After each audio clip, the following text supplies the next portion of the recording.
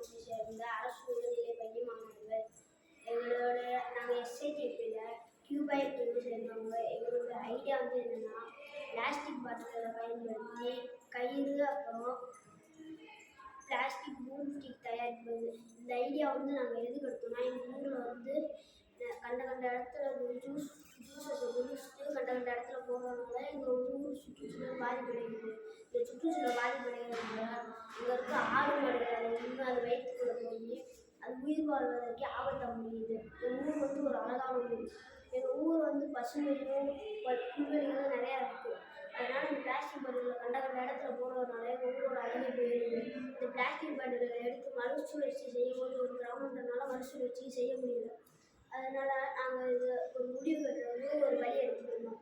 அதான் இந்த boom stick idea.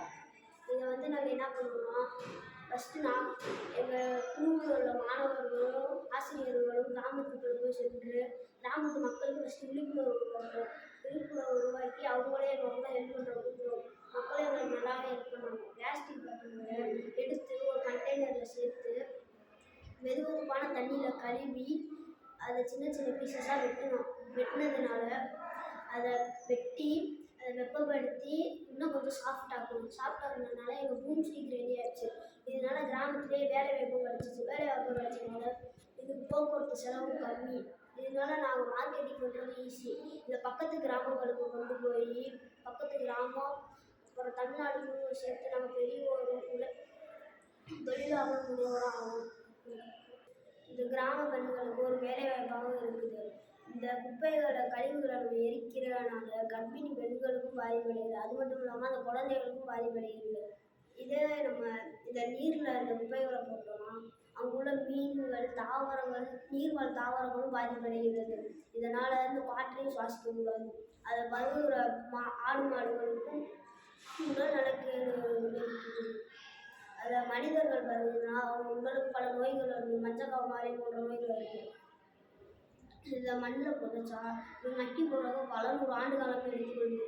அதனால இந்த பிளாஸ்டிக் பாட்டில்களை கலெக்ட் பண்ணி பூம் ஸ்டிக் தயாரித்தா இந்த செலவுகள் இருக்காது. செலவும் கம்மி. இதனால் பல பெண்களுக்கும் உள்ளூர் பொருளாதாரமும் முன்னேற்றமாகும். கிராம மக்களுக்கு ஒரு பொருளாதார முன்னேற்றமாகவும் இருக்குது. இந்த பிளாஸ்டிக் பாட்டில்களை மக்களுக்கு நாங்கள் ஃப்ரீயாக கொடுத்தோம். அதை கொடுக்கும்போது அந்த மக்கள் என்ன பண்ணாங்கன்னா, இதை இன்னும் கொஞ்சம் சாப்பிட்டாங்களாம். அதுக்கு தேவையான தொழில்நுட்பம் எங்கிட்ட இல்லாதனால கிராம மக்களும் எங்களுக்கு உதவி செஞ்சதுனால நாங்கள் இன்னும் அதை அடுத்த டைம் பெட்டராக பண்ணி காமிப்போம். இந்த ப்ராடக்டை இன்னும் கொஞ்சம் டெவலப் பண்ணி நாங்கள் இதை திருத்திக்குவோம். சிறந்த தொழில் முனைவராக வரதே எங்களுக்கு ஆசை. நன்றி.